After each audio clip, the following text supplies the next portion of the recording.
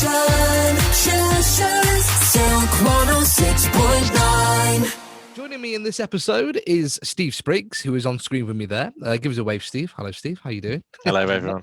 Who is the managing director of William Clarence Education. They're a London-based education consultancy who offer a wide range of services, including advice on university applications and choosing the right school for your child.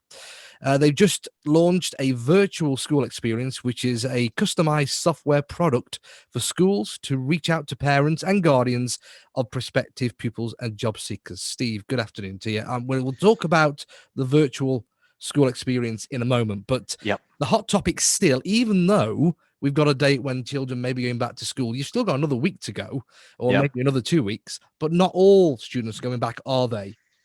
No, I think it's still up in the air, isn't it? And Yeah. it's a constant moving target that I think until we hear further clarity on exactly when schools will be going back and how that's being phased in, I think parents are still very much in the hot seat, aren't they? And Stop need saying all it. the help that they can get. I've got to do that when I get home. It's just a nightmare. So I'm going to talk to you from a personal point of view, Steve, if you don't mind. Sure. The school is sending on the app, the school apps, you got to do this at this time, this at that. We're not school teachers. We're like, what? Well, we don't know what we're doing.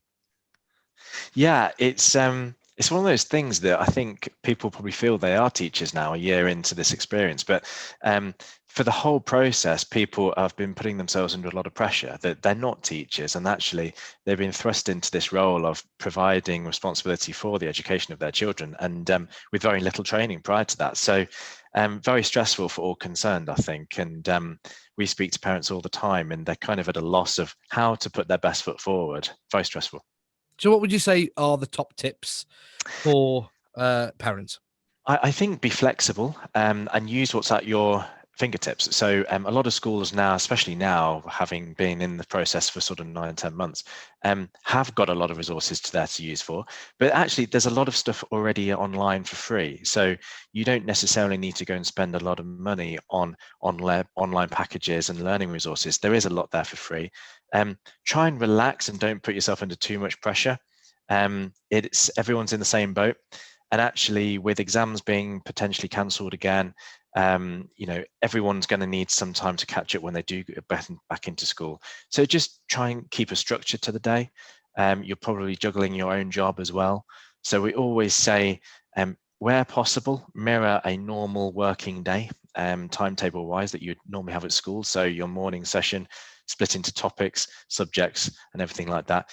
But don't stress out too much if you're teaching chemistry and you've never done that before.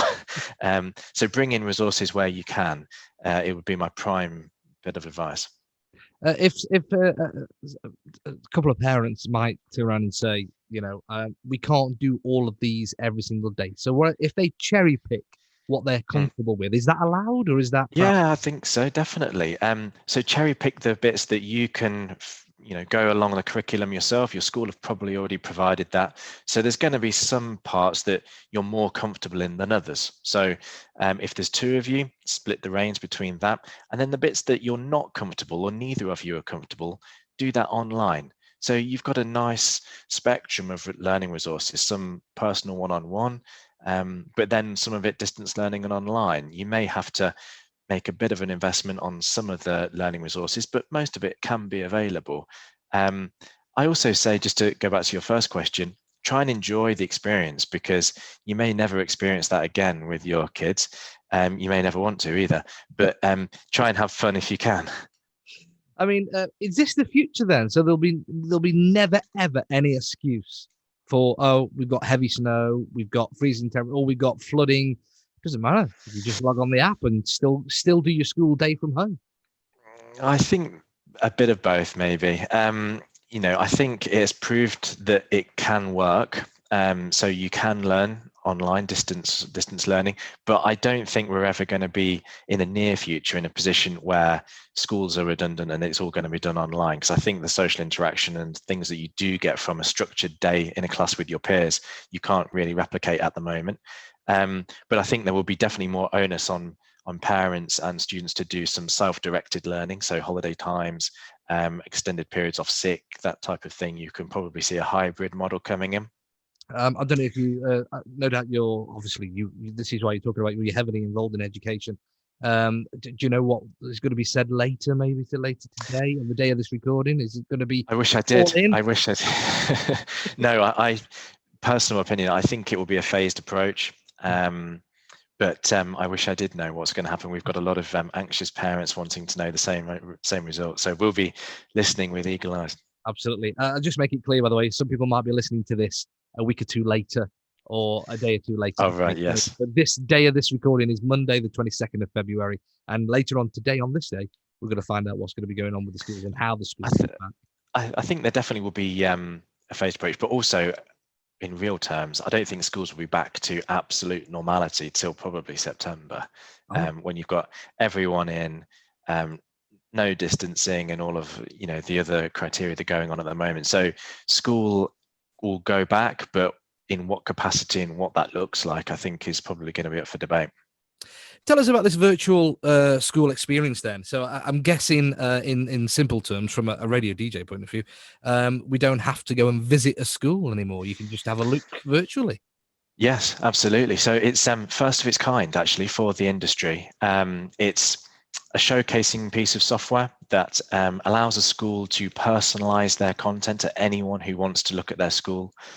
Born primarily out of the fact that people can't go to school right now. They can't go and visit a new school, whether you're a prospective parent or a member of staff looking for a new job, maybe alumni who are looking back at their old school. You can't go and see it physically. So this allows a school to put their presence online around the world, away from a very clunky static website. And it's a very dynamic virtual environment that lets anyone visit the best aspects of their school whenever they want. Very handy for international families possibly coming into the UK and they've not been here for a year, but they can still research the right school for them. How is it? How do you get the content then onto the virtual tour? Do you and your team have to go to the school and video and do the stuff, or a bit of both? So we're in a fortunate position that a lot of schools have been very forward thinking over the past year. They've got a lot of content, they've got imagery, they've got videos, they've got their own personalized content that makes their school unique. So we're harnessing that and putting it into a tour that is intuitively easier to navigate. It's much more engaging for the audience. When you go onto a normal school website at the moment, you're probably 9 clicks deep in a place that you don't want to be on the site before you even get to know where you want to be. So this harmonizes where they are and keeps their message on track. is there going to be like a voiceover on it that says, like just down this corridor the hall is, or yeah, I'm just trying to get. So that could be the head. Yeah, absolutely. So the software can be used in a live environment. So say you have son or daughter looking at the school, we can take you through that live like we are right now. Or if you're calling in from Sydney, you can navigate that on your own time at 2 o'clock in the morning. You don't need anyone to do it with you. So yeah, voiceovers, auditoriums for live talks.